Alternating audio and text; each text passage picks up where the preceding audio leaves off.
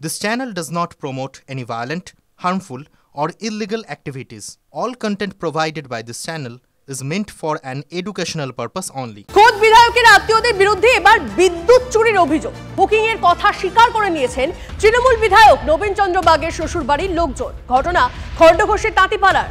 তারা জানিয়েছেন 10,000 টাকা বিদ্যুতের বিল এসেছিল এবং সেই টাকা দেওয়ার ক্ষমতা নেই, তাই নাকি বুকিং করেছেন।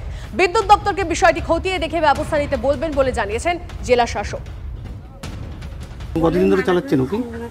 বেশি না, ছিল ওটা। দুটো বাড়িতে কি মানে হুকিং করা আছে? না না, এটাই রিসেন্ট করলাম। আর ওই বড় বাড়িটাতে হুকিং করা? না, ওটা এখন কারেন্ট নিয়ে নেয় বলে এখন দিয়ে আছে কারেন্ট, ওটাই হয়েছে। আচ্ছা, আর এগুলো এটা ডিস্টার্ব হয়ে গেছিলো।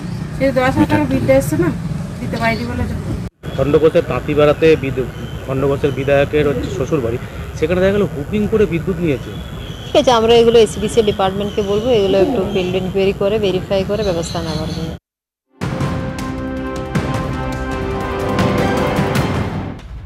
এবার মহারাষ্ট্রের দিকে নজর রাখতে হচ্ছে, কারণ মহারাষ্ট্রের 26শে নভেম্বর সরকার গলার তোড়জোড়। 26শে নভেম্বর মহারাষ্ট্রের নতুন সরকারের শপথের সম্ভাবনা। রণকৌশল ঠিক করতে আজ একনাথ শিন্ডের বাড়িতে বৈঠক।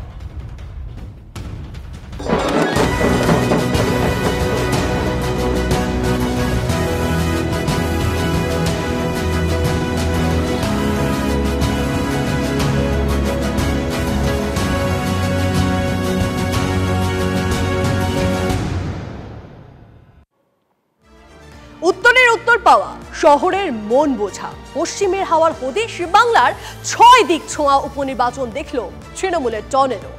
আজই করা আবহে 13 বছরের জামানায় যখন সব থেকে বেকায়দা দল, ঠিক তখনই বিরাট সাফল্য তৃণমূলের। উপনির্বাচনে ফের ভরাডুবি বিজেপির। আর দ্রোহকালের সময়ে সব আসনে জামানত খুইয়ে যেন আরো অপ্রাসঙ্গিক হয়ে পড়ল বামেরা। একই হাল কংগ্রেসেরও।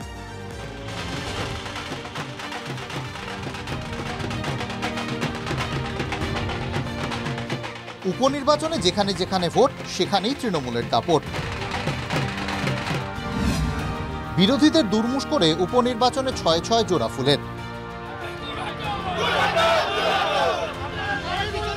বাংলার ভোটে ফের সবুজ সাইক্লোন।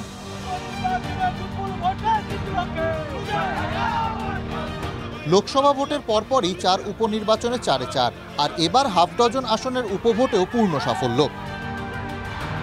তিলোত্তমার ধর্ষণ খুন, বিচার চেয়ে রাজ্য জুড়ে নাগরিক আন্দোলন, তার সঙ্গে পদে পদে দুর্নীতির অভিযোগ, আইন শৃঙ্খলা নিয়ে অজস্র প্রশ্ন। সেসব হেলায় উড়িয়ে 26-এর মহাযুদ্ধের আগে বাংলায় জমি আরও শক্ত করল তৃণমূল।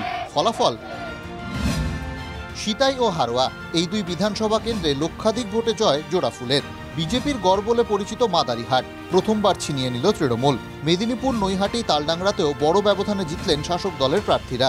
পৃথক পৃথক লড়ে 6টি কেন্দ্রেই জামানত জব্দ হল বাম ও কংগ্রেসের।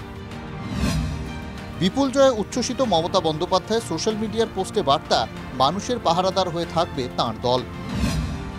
অভিনন্দন জানান অভিষেকও। মানুষ মমতা বন্দ্যোপাধ্যায়কে বিশ্বাস করেন এবং তৃণমূল কংগ্রেসকে বিশ্বাস করেন। তার যে উন্নয়ন, সেই উন্নয়নে পূর্ণ আস্থা রেখেছেন।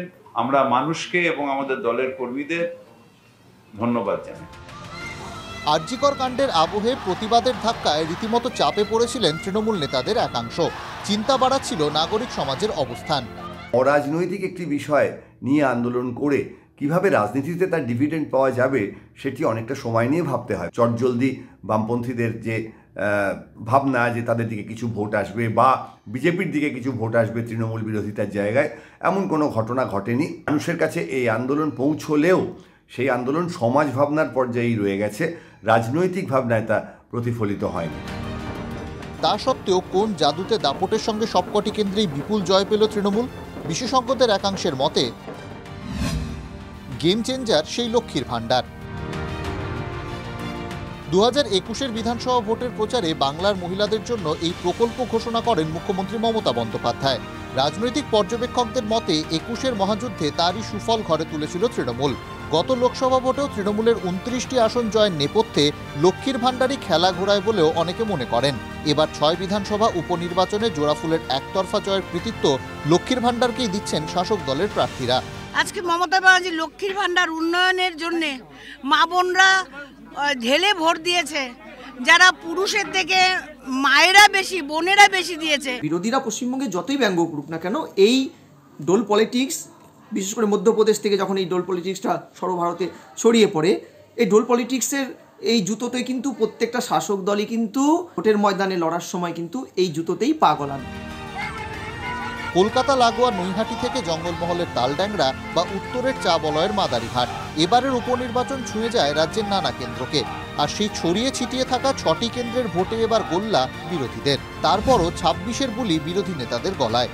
মাদারিহাটের ক্ষেত্রে আপনি প্রমাণ হয়ে যাবে যে আমরা 26-এ জিতব। শুধু মাদারিহাট নয়, নৈহাটি, তালডাংরা এবং মেদিনীপুর আসনও 26 সালে ভারতীয় জনতা পার্টি জিতবে। বাই ইলেকশনে এরকমই হয়, আবার 24-এ আমরা লোকসভাতে জিতলাম, আবার 26-এ বিধানসভাতে জিতবো। 26-এর মহাযুদ্ধের আগে বিরোধীদের আমল দিতেই নারাজ তৃণমূল। 26-এ উড়ে যাবে, আজকে হলো 24, 24-এ 6, 26-এ 260। মহারাষ্ট্রের বিজেপির সঙ্গে মুখোমুখি লড়াইয়ে ফের একবার ব্যর্থ কংগ্রেস। সেখানে ইন্ডিয়া জোটের অন্যতম শরিক তৃণমূল ফের একবার মুখোমুখি লড়াইয়ে পর্যদস্ত করল বিজেপিকে। Bureau report, TV9 Bangla.